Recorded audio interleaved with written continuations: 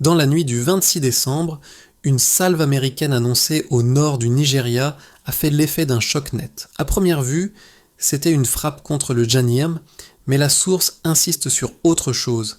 Un navire dans le golfe de Guinée, un point d'appui après l'éviction d'Agadez en 2023 et un calendrier politique nigérian qui vise 2027. Alors, que signifie ce test opérationnel quand Ibrahim Traoré avertit déjà d'une montée des tensions à l'approche de 2026 et quand les combattants déplacés du Sahel cherchent de nouveaux refuges?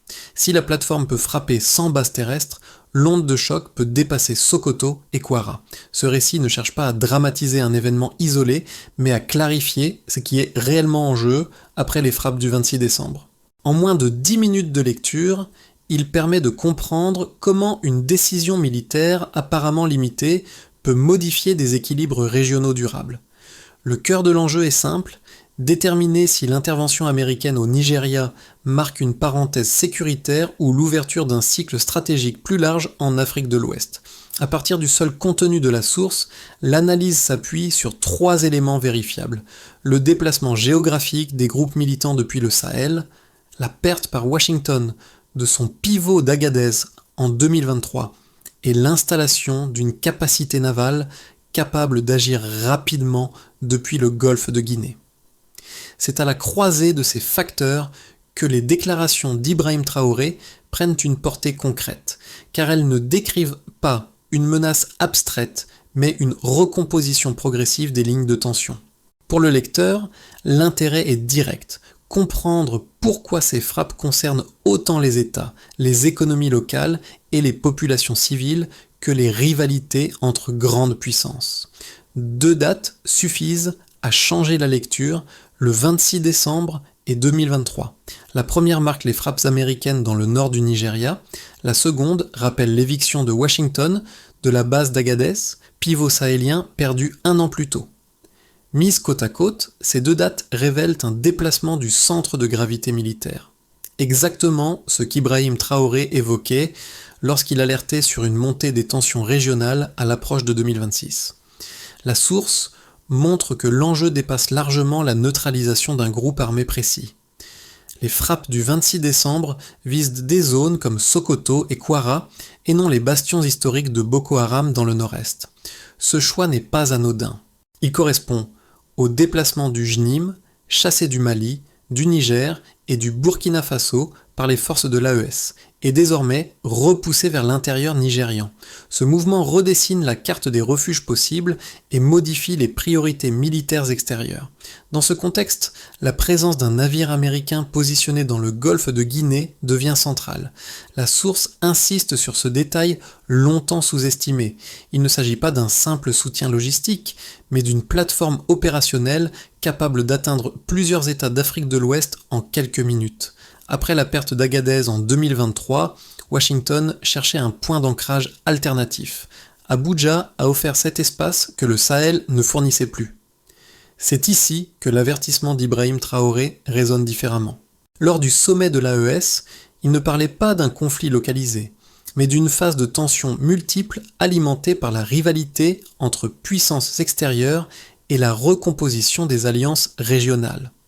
La séquence nigériane s'inscrit exactement dans cette logique, groupe militant déplacé, nouvelle capacité militaire occidentale sur la côte et volonté affichée de contenir l'influence russe et chinoise. Autrement dit, les frappes ne sont pas un épisode isolé, mais le premier signal visible d'une architecture stratégique en train de se mettre en place.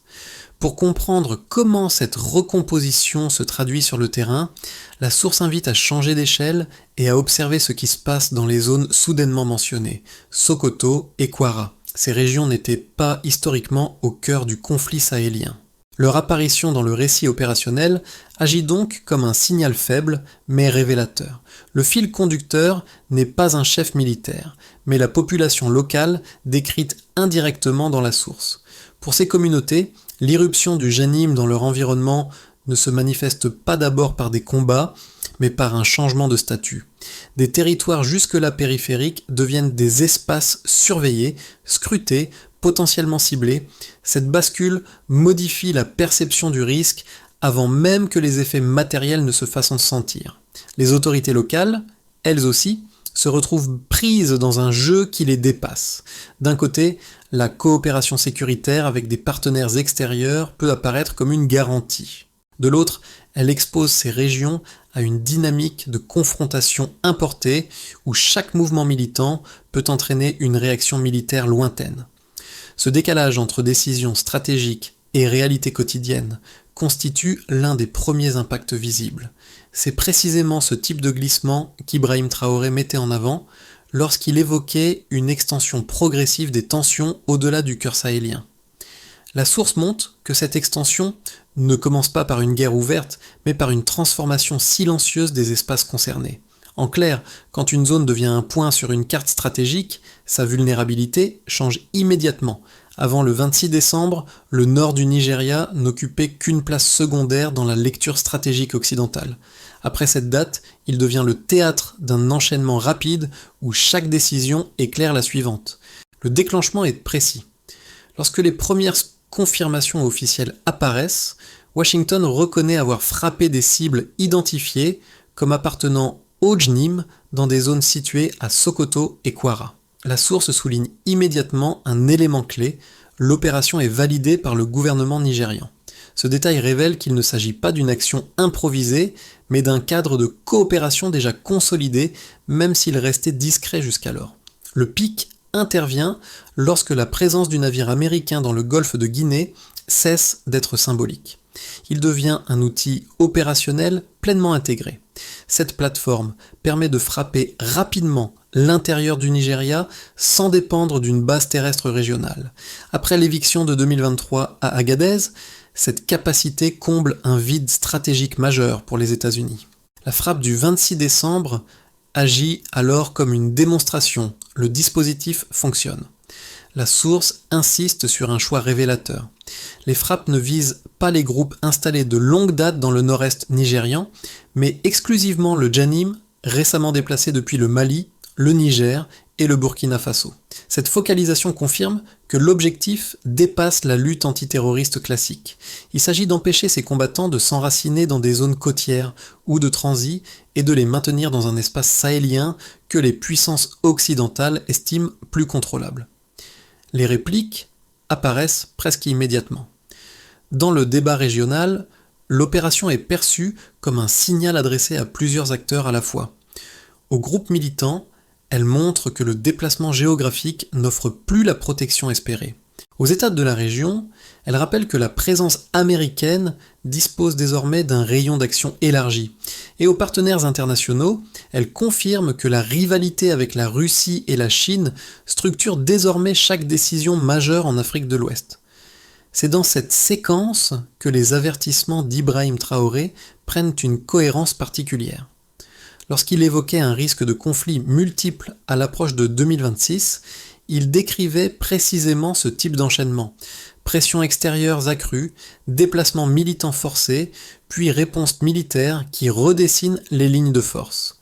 La source montre enfin que le 26 décembre ne marque pas une fin, mais un point de départ. Une fois la capacité démontrée, elle devient reproductible. Si les combattants se déplacent vers d'autres zones, les frappes peuvent suivre. L'événement isolé se transforme alors en mécanique. Avant, le conflit semblait cantonné au cœur sahélien. Après, il s'inscrit dans une dynamique régionale ouverte, où chaque mouvement déclenche une onde de choc. Avant le 26 décembre, la capacité d'intervention américaine en Afrique de l'Ouest reposait principalement sur des bases terrestres sahéliennes. Après cette date, la source décrit un basculement mesurable. Une plateforme navale positionnée dans le golfe de Guinée devient le centre opérationnel permettant d'atteindre rapidement plusieurs États de la région. L'année 2023 sert de repère majeur. Elle marque l'expulsion des forces américaines de la base d'Agadez au Niger. La perte de ce point d'appui réduisait fortement le rayon d'action régional de Washington. La source résume cette contrainte de manière simple. Perdre Agadez signifiait perdre une profondeur stratégique critique. La présence navale actuelle corrige précisément ce déficit en offrant une portée comparable sans dépendre d'un territoire sahélien. Un autre repère tient à la vitesse de projection. Le transcript insiste sur le fait qu'un navire positionné dans le golfe de Guinée peut atteindre plusieurs pays d'Afrique de l'Ouest en quelques minutes. Cette donnée n'est pas un chiffre brut, mais un indicateur opérationnel clair. Elle signifie que le temps entre la décision politique et l'action militaire est désormais compressé. Là où une base terrestre imposait des délais logistiques, la plateforme navale réduit l'intervalle d'intervention de manière significative. Enfin, l'horizon politique de 2027 au Nigeria compte aussi. La source établit un lien direct entre la coopération militaire avec Washington et le calendrier électoral. Pour le gouvernement nigérian, les frappes validées conjointement offrent un gain politique potentiel. Elles permettent de montrer des résultats sécuritaires sans assumer seul le coût militaire. La donnée temporelle devient ici un indicateur de motivation institutionnelle plutôt qu'un simple contexte. Pris ensemble, ces éléments dessinent un avant et un après net. Avant, les opérations américaines dépendaient d'accords fragiles et de bases terrestres exposées aux changements politiques sahéliens. Après, une capacité mobile, reproductible et politiquement plus souple s'installe au cœur de l'Afrique de l'Ouest. C'est dans cette lecture que les déclarations d'Ibrahim Traoré trouvent un ancrage concret. Lorsqu'il évoquait une montée des tensions à l'approche de 2026, il faisait référence à ce type de dynamique mesurable. Accélération des décisions, multiplication des points d'appui et réduction des marges de désescalade. Plus la capacité d'intervention est rapide, plus le risque de réaction en chaîne augmente. La source ne fournit pas de statistiques détaillées sur le nombre de frappes futures, et elle s'en abstient volontairement, mais elle offre suffisamment d'indicateurs pour comprendre le changement réel. La démonstration du 26 décembre prouve que la plateforme fonctionne. Une fois ce seuil franchi, la question n'est plus de savoir si l'outil peut être utilisé, mais dans quelles conditions il le sera à nouveau. Le passage de la base terrestre à la projection navale marque ainsi un delta stratégique clair, mesurable par le temps, l'espace et le calendrier politique. Deux interprétations contradictoires dominent immédiatement le débat autour des frappes américaines du 26 décembre au Nigeria. Chacune possède sa cohérence interne et la source les expose suffisamment pour qu'elles puissent être examinées sérieusement. Une première lecture, souvent avancée par des observateurs extérieurs, présente l'opération comme une action strictement sécuritaire. Selon cette logique, Washington aurait ciblé un groupe militant dangereux là où il s'était déplacé, sans autre ambition que de réduire sa capacité opérationnelle. Peu importe la localisation exacte, l'argument central est simple. Affaiblir le JANIM est bénéfique quel que soit le théâtre.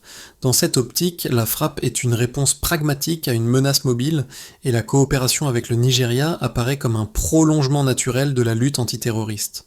Une seconde lecture adopte un point de vue plus critique. Elle considère que l'intervention crée un précédent délicat en Afrique de l'Ouest. Autoriser une puissance extérieure à mener des frappes répétées, même ciblées, risquerait d'affaiblir la souveraineté collective régionale.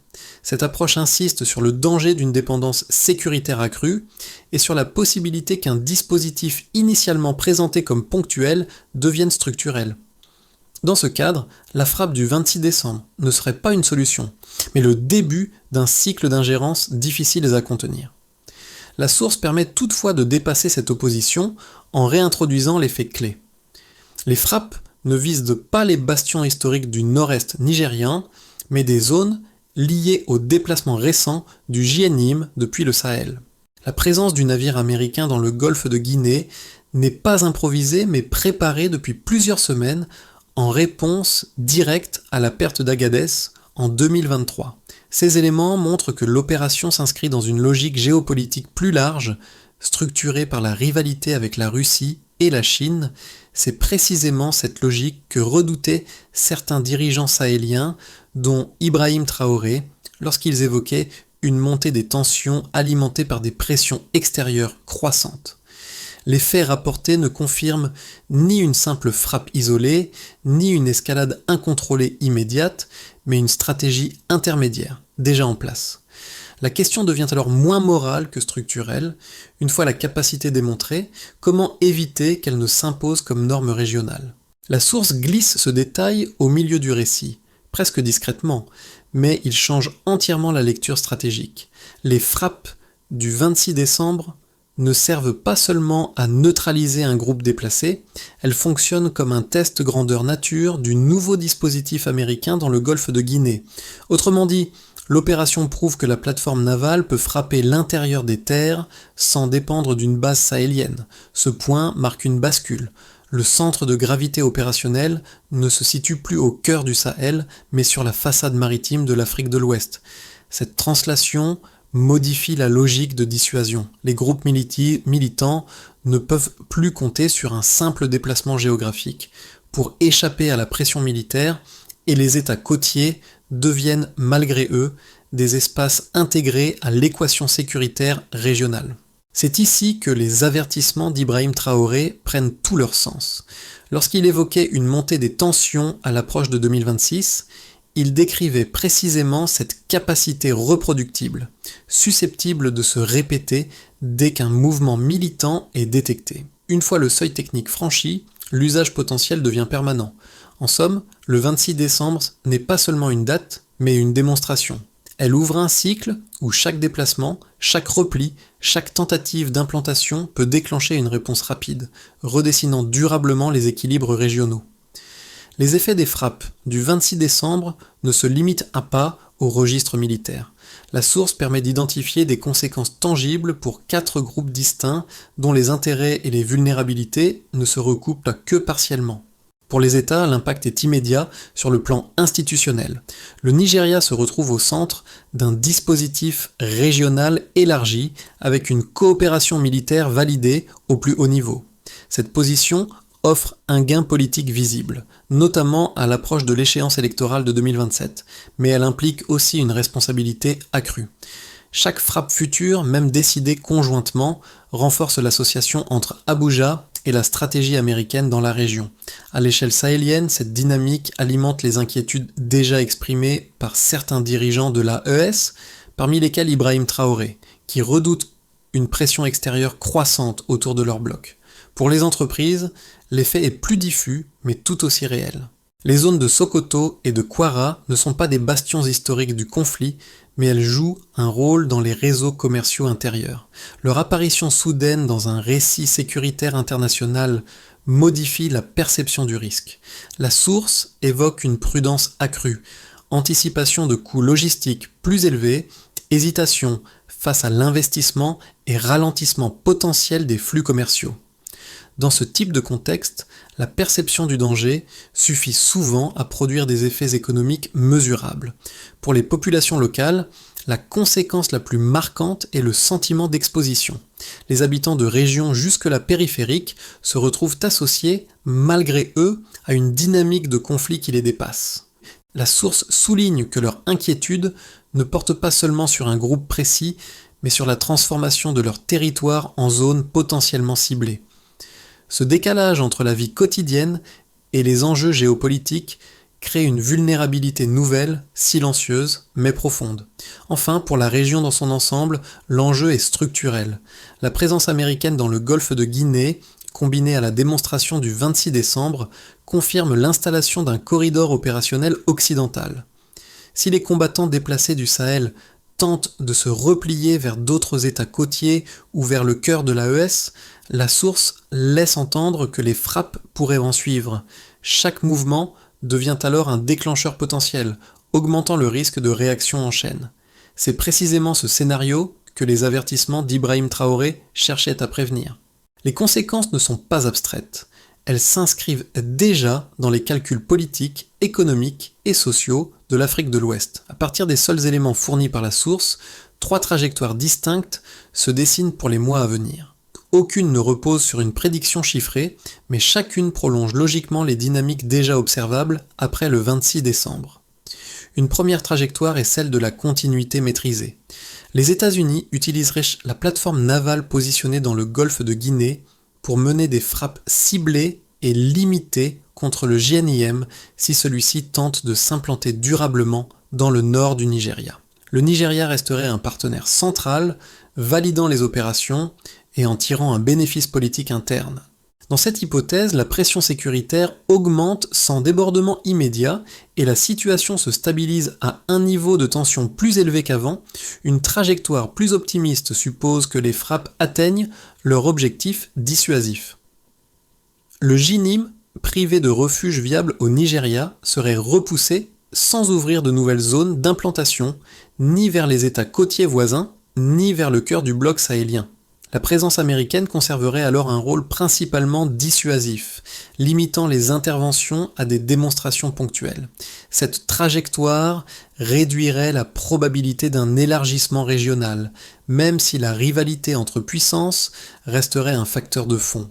Une trajectoire plus pessimiste reprend les inquiétudes exprimées dans la source. Si les combattants déplacés cherchent à fuir vers le Bénin, le Cameroun ou à revenir vers l'AES, la capacité démontrée le 26 décembre pourrait être réutilisée. Chaque déplacement deviendrait un prétexte à une nouvelle frappe, installant un cycle d'interventions successives. Cette dynamique accroîtrait le risque d'escalade et renforcerait précisément la montée des tensions régionales redoutées par des dirigeants comme Ibrahim Traoré. Entre ces trois trajectoires, un point commun s'impose.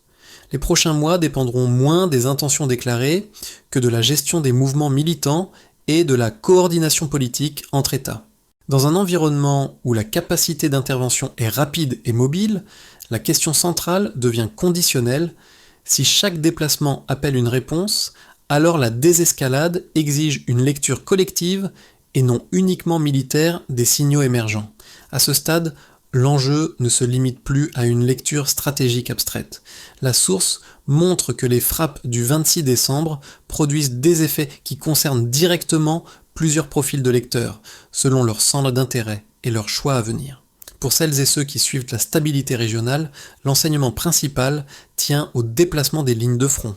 Voir un groupe militant sahélien apparaître dans des États nigérians, jusque-là considérés comme périphériques, rappelle que les zones de conflit ne sont jamais fixes.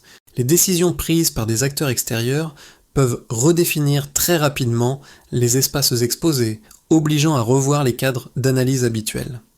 Pour les lecteurs sensibles aux dynamiques géopolitiques, l'épisode nigérian illustre une compétition d'influence devenue structurante. La présence américaine dans le golfe de Guinée n'est pas un simple ajustement tactique, mais une réponse directe aux avancées russes et chinoises dans le bloc sahélien.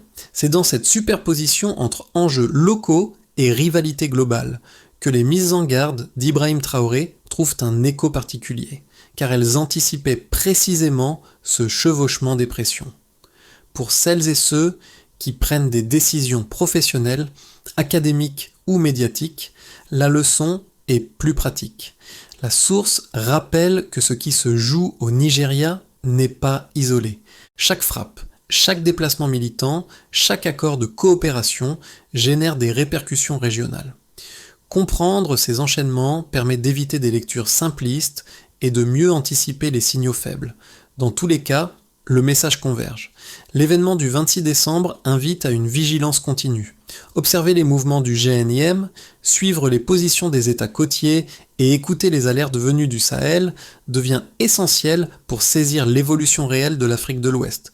Si l'on reste strictement dans les limites des informations fournies par la source, une trajectoire de gestion apparaît, non pas comme une solution définitive, mais comme une série d'étapes visant à éviter l'emballement. Cette feuille de route repose sur des mécanismes politiques et opérationnels déjà évoqués, sans introduire d'acteurs nouveaux.